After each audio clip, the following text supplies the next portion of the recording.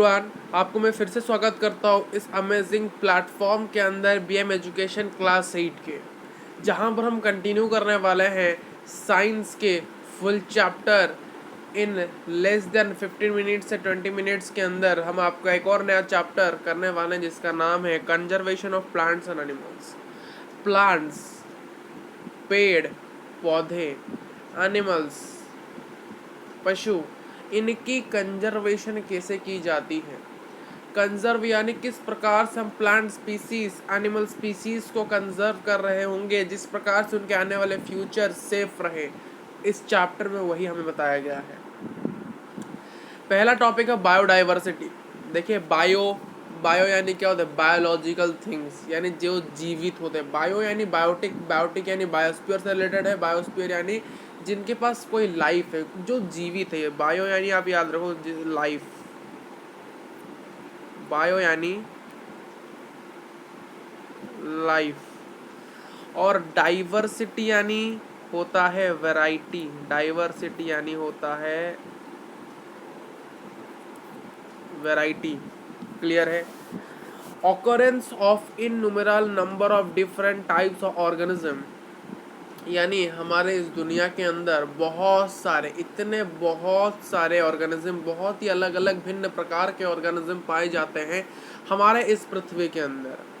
Whole range of varieties, यानी बहुत प्रकार के, बहुत वास्ट वैरायटी है, और उनको हम क्या कहते हैं? बायोटाइप्स कहते हैं। यानी बहुत प्रकार के वास्ट वैरायटी को हम बायोटाइप्स कहते हैं, जिनको अडॉप्टेड किया गया है उनके डिफरेंट क्लाइमेट के हिसाब से, एनवायरनमेंट के हिसाब से और एरियाज के हिसाब से। इसे होता है बायोडाइवर्सिटी। बायोडाइवर्सिटी यानी बायो में यानी बायोटिक। बायोटिक यानी जो बायोस्फीयर से रिलेटेड है, यानी जिनके पास लाइफ है। यानी बायोलॉजिकल थिंग्स के अंदर बहुत वैरायटी है, और वो बहुत वैरायटी को अच्छी तरह से कंजर्व करने के लिए हमें उनके बायोटाइप्स यानी उनको अडॉप्ट करना पड़ेगा उनको। जैसे कि हम कहते हैं ना, बियर्स, पोलार बियर्स कहाँ रहेंगे? उनके क्लाइमेट क्या है? उनका क्लाइमेट है विंटर, वो विंटर के अनुसार रहेंगे। अगर उन्हें समर में रख देंगे, अगर उन्हें इंडिया में आकर रख देंगे तो वो मर जाएंगे। इसलिए उन्हें नॉर्थ पोल, साउथ पोल, जो ठंडी ठंडी आर्टिक सर्कल, वहाँ पर रखा जाता है, या फिर हिमालयज में जहाँ पर बर्फ होता है उस जगह में रहते हैं। तो कहा गया है ऑकरेंस, जो ऑकरेंस होता है बहुत सारे अलग अलग प्रकार के ऑर्गेनिज्म के, और उनका जो वास्ट रेंज है वैरायटीज़ का, ऑर्गेनिज्म का, जैसे हम कहते हैं बायोटाइप्स, उन्हें अडॉप्ट किया जाता है उनके अलग क्लाइमेट के अनुसार, उनके एनवायरनमेंट के अनुसार, उनके एरिया के हिसाब से। यानी एरिया वाइज अलग, एनवायरनमेंट वाइज अलग। कैसा एनवायरनमेंट है? एनवायरनमेंट पॉल्यूशन है यहाँ पर, या फिर एनवायरनमेंट मिल्ड है, या फिर एनवायरनमेंट ह्यूमिड है, या क्लाइमेट कैसा है? मानसून है, विंटर है, समर है, या कुछ और है। उनका एरिया कैसा है? प्लेन, प्लेट्यू, माउंटेन, क्या एरिया है? ठीक है, या ग्लेशियर्स, क्या एरिया है? तो इनके हिसाब से हम उनको अलग अलग करते आते हैं। बायोडाइवर्सिटी में बहुत डाइवर्सिटी है, यानी बहुत वेराइटी है। उन वेराइटी को बहुत वास्ट सी, जिसको हम बायोटाइप्स कहते हैं, उनको हम अडॉप्ट करते हैं उन्हें अलग अलग एनवायरनमेंट, क्लाइमेट और एरियाज से। देखिए, बायोडाइवर्सिटी बेसिकली होता है जैसे कि गवर्नमेंट्स ने बहुत सारे वाइल्ड लाइफ सेंचुरीज बनाए। क्या बनाए? वाइल्ड लाइफ सेंचुरीज बनाए हैं, नेशनल पार्क बनाया गया है, बायोस्फीयर रिजर्व बनाया गया है। ये कुछ ऐसे एरियाज हैं जिन्हें कि बनाया गया है कंजर्व करने के लिए, कंजर्वेशन और प्रिजर्वेशन करने के लिए forest and animals, wild life को। And wild life sanctuaries, national parks and biosphere reserves, ये कुछ ऐसे areas set up by the government ने कुछ ऐसे एरियाज बनाए जहाँ पर हम कंजर्वेशन करते हैं और प्रिजर्व करते हैं फॉरेस्ट को, यानी हमारे जंगल को, और वाइल्ड एनिमल्स को, जिस प्रकार से उन्हें कोई असुविधा ना हुए। और यहाँ पर क्या होता है इन एरियाज़ के अंदर? इन एरियाज़ के अंदर किलिंग ऑफ एनिमल्स प्रोहिबिटेड, यानी अगर किसी ने भी किसी एनिमल्स को किल कर दिया इन एरिया के अंदर जाकर, उसे स्ट्रिक्टली पनिशमेंट मिलेगा। क्योंकि ये गवर्नमेंट एरियाज़ है और यहाँ पर गवर्नमेंट अपना काम करता है, और यहाँ पर भी पीपल्स काम करते हैं एनिमल्स की सेफ्टी के लिए, और यहाँ पर कंजर्व किया जाता है एनिमल्स और प्रिजर्व कर दिया जाता है एनिमल्स एंड फॉरेस्ट को। देखिए, बायोडाइवर्सिटी रिफर करता है variety of living organism specific area, यानी एक स्पेसिफिक, एक निर्मित एरिया के अंदर, एक सीमित एरिया के अंदर कितने अलग अलग वैरायटी के एनिमल्स प्लांट्स पाए जाते हैं उसे हम कहते हैं स्पेसिफिक एरिया के अंदर कितने वैरायटी, कितने वास्ट वैरायटी के लिविंग ऑर्गेनिज्म पाए जाते हैं उसे हम कहते हैं बायोडाइवर्सिटी। देखिए प्लांट्स और एनिमल एक पर्टिकुलर जगह के, यानी एक पर्टिकुलर जगह में प्लांट्स और एनिमल रहते हैं, उन्हें हम क्या कहते हैं, flora and fauna of that plate. क्या कहते हैं, flora and fauna of that area. उस एरिया में, किसी भी एरिया में अगर प्लांट एंड एनिमल रहते हैं उसे हम क्या कहते हैं, flora and fauna of that area. Endemic, endanger and red data book. Endemic क्या है, एंडेंजर्ड क्या है, और ये रेड डाटा बुक क्या है। देखिए endemic species are found only a particular species. Endemic species कुछ ऐसे स्पीसीज होते हैं जो कि पृथ्वी के सिर्फ एक ही प्रांत में पाए जाते हैं, यानी इस होल यूनिवर्स में, यानी इस होल अर्थ के अंदर कोई ऐसा सा एक स्पेसिफिक प्लेस है जहाँ पर वही ऑर्गेनिज्म मिलता है, और पृथ्वी के, हमारे इस वर्ल्ड में और कहीं नहीं मिलता। यानी वर्ल्ड के एक स्पेसिफिक एरिया में जहाँ पर कोई एनिमल्स मिलता है और कहीं नहीं मिलता है उसे हम कहते हैं endemic species. Endanger species are those who are facing the danger of extinction. यानी कुछ ऐसे स्पीसीज है जो कि पूरी तरह से अर्थ से फिनिश्ड होने वाले हैं, हुए नहीं है, होने वाले, होने के कगार में है। डायनासोर तो हो चुके हैं। डायनासोर क्या है, डायनासोर एक्सटिन है। डायनासोर क्या है, एक्सटिन स्पीसीज, यानी वो खत्म हो चुके हैं। जैसे कि एशियाटिक लायंस, एशियाटिक लायंस जो है, बेसिकली कहा जा रहा है न्यूज़ के अंदर कि धीरे धीरे उनको भी डेंजर ऑफ एक्सटिंक्शन फेस करना पड़ रहा है। अगर उनको क्या नहीं करना पड़ेगा, अगर उन्हें प्रिजर्व नहीं करेंगे हम एशियाटिक लायंस को, वो धीरे धीरे क्या हो जाएंगे, एक्सटिन हो जाएंगे। यानी उनके बाद अभी क्या है, एक्सटिंक्शन होने के कगार में वो है, उन्हें हम कहते हैं एंडेंजर, यानी जो ख़त्म होने के डेंजर में। यानी अगर उनको अच्छी तरह से कंजर्व नहीं किया जाएगा, प्रिजर्व नहीं किया जाएगा, तो बहुत ही जल्दी उस दुनिया से उनका नामो निशान मिट जाए। इस प्रकार से डायनासोर चले गए।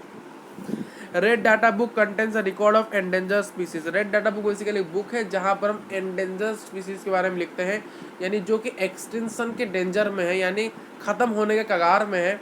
क्यों लिखा जाता है, इसलिए लिखा जाता है जिस प्रकार से हम पता चले कौन एंडेंजर होने वाले हैं और उन्हें हम, उनके ऊपर हम स्ट्रिक्टली एक्शन ले पाएँ, जिस प्रकार से उन्हें कंजर्व और प्रिजर्व करेंगे हम।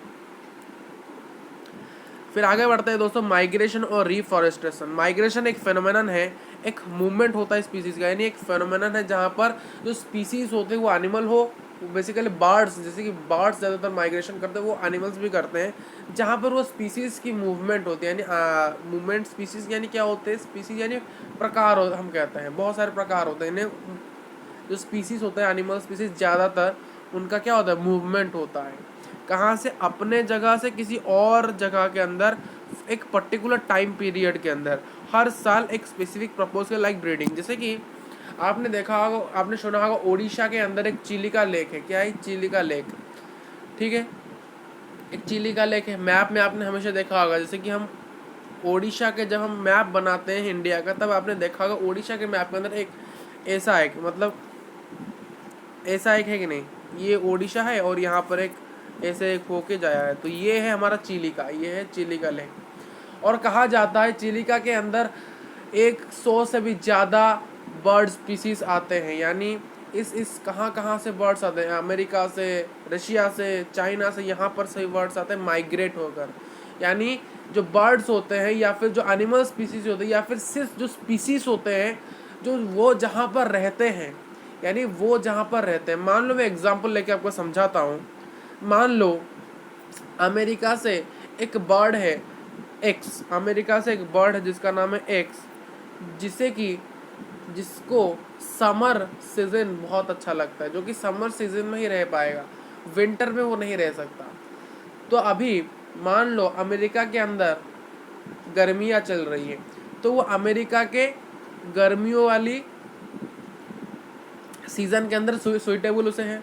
बट धीरे धीरे क्या होगा, समय बीतता जाएगा, सर्दी मौसम आ जाएगा।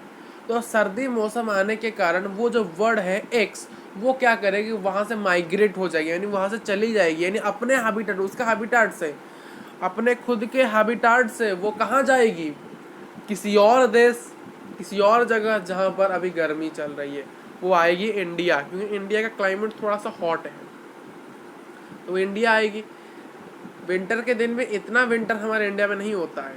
कुछ जगह जैसे कि चिलिका, मान लो चिलिका लेक में आ जाते हैं बहुत सारे बाढ़, तो वो एक क्या आएगी, ओडिशा के चिलिका लेक के पास आ जाएगी इंडिया के, और वहाँ पर रहेगी। क्योंकि सिर्फ कब तक रहेगी, जब तक विंटर ख़त्म ना हो जाए और अमेरिका के अंदर सर्दी गर्मियाँ ना आ जाए। यानी पूरे साल के अंदर वो बर्ड एक चिलिका या फिर कोई और जगह भी हो सकता है, किसके लिए आएगी, सिर्फ एक पर्टिकुलर टाइम पीरियड के लिए आएगी। यानी सिर्फ सर्दी के मौसम के लिए आएगी, गर्मी मौसम में वो अपने हैबिटाट में रहेगी।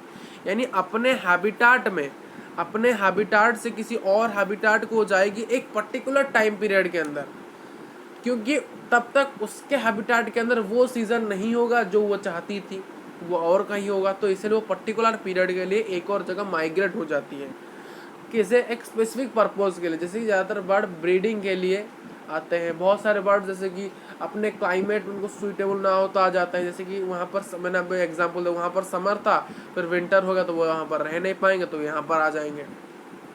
ठीक है, तो हमें क्या करना चाहिए, हमें सेव करना चाहिए और रीयूज़ करना चाहिए और रिसाइकल करना चाहिए पेपर को। Save trees, energy and water.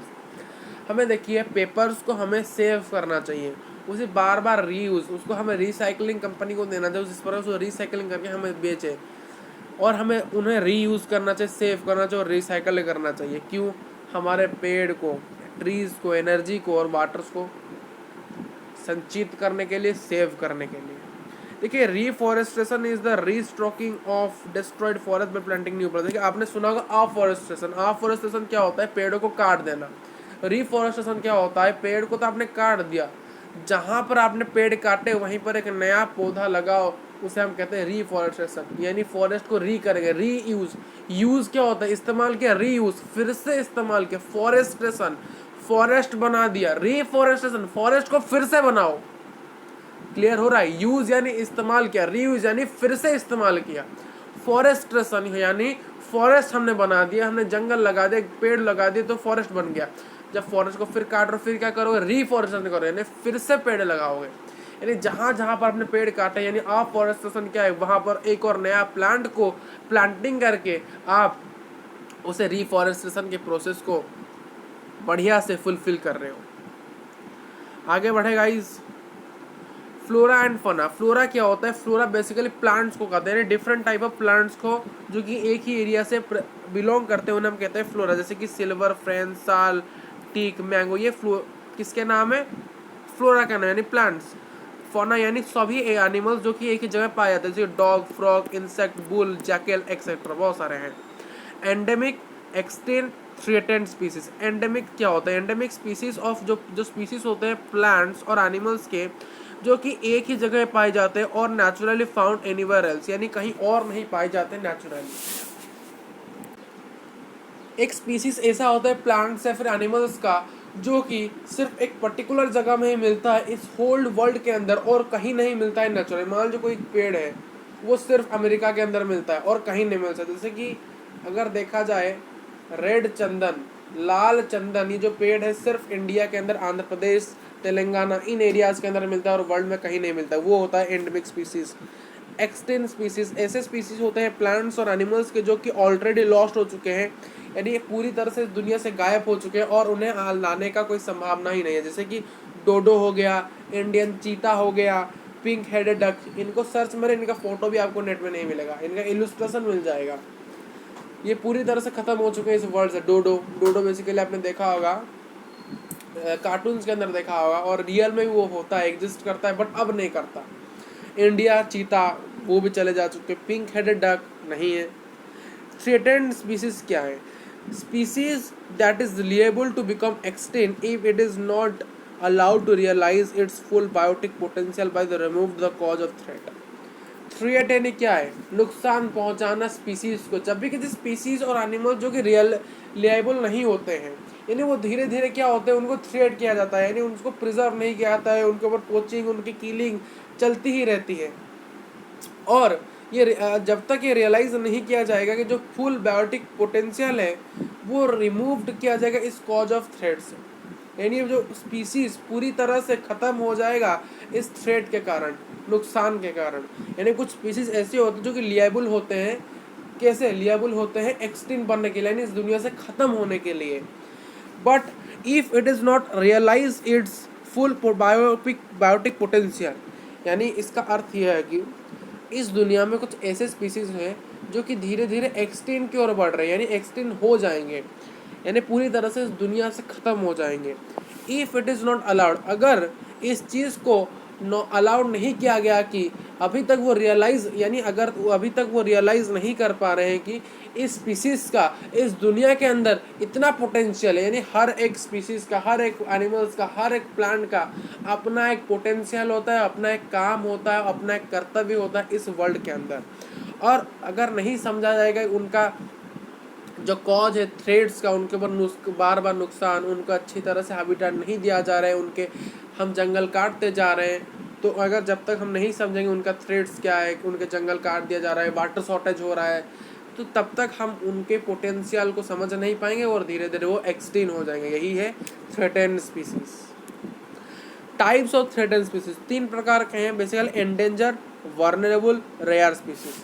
Endangered species क्या है? एंडेंजर्ड स्पीसीज ऐसे स्पीसीज होते हैं, ऐसे स्पीसीज होते हैं एनिमल्स या प्लांट के that is seriously at the risk of extinction, यानी बहुत रिस्क है एक्सटिंक्शन। अगर उनको बहुत ही शीघ्र, बहुत ही स्ट्रिक्टली उनके ऊपर कंजर्वेशन एक्शंस, प्रिजर्वेशन एक्शन लगाया जाएगा, बहुत ही स्ट्रिक्टली, यानी लिखा सीरियसली, यानी बहुत सीरियसली, यानी अगर कुछ किया भी नहीं जाएगा 1 महीने के अंदर वो खत्म।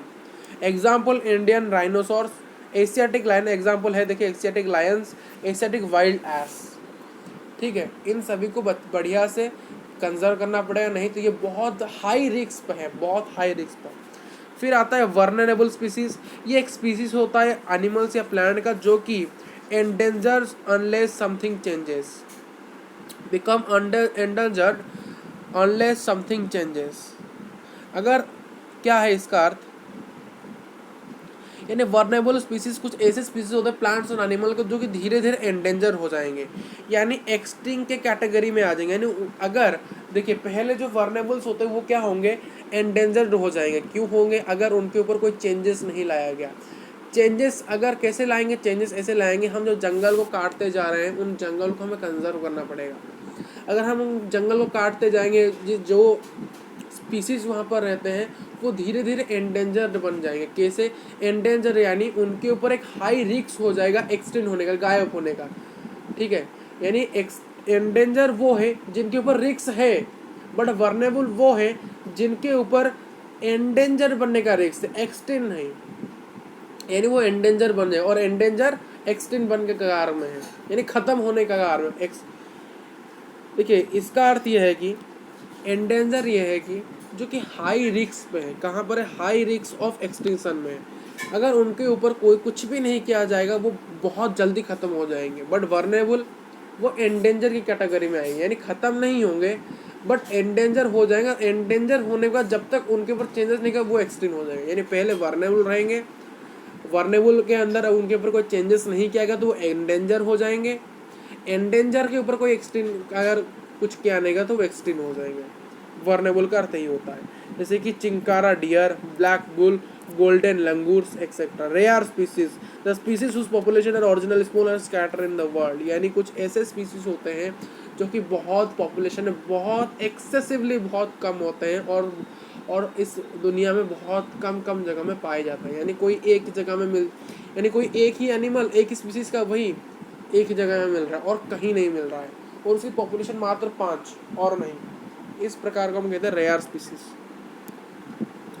नेशनल पार्क्स क्या है? नेशनल पार्क्स एक प्रोटेक्टेड एरियाज है जिन्हें रिजर्व किया गया है। क्यों किया गया है? बेटरमेंट ऑफ वाइल्ड लाइफ, यानी वाइल्ड लाइफ को अच्छे करने के लिए कुछ प्रोटेक्टिव एरियाज को रिजर्व किया गया है, और they are established by the approval legislature यानी हमारा लोकसभा, उसके द्वारा उसको अप्रूव किया है। जैसे कि Hazaribagh national park Jharkhand, desert national park in Rajasthan, Periyar national park in Kerala, Ghana national park, Kaziranga national park, ये सारे बहुत सारे प्रमुख नेशनल पार्क्स हैं इंडिया के।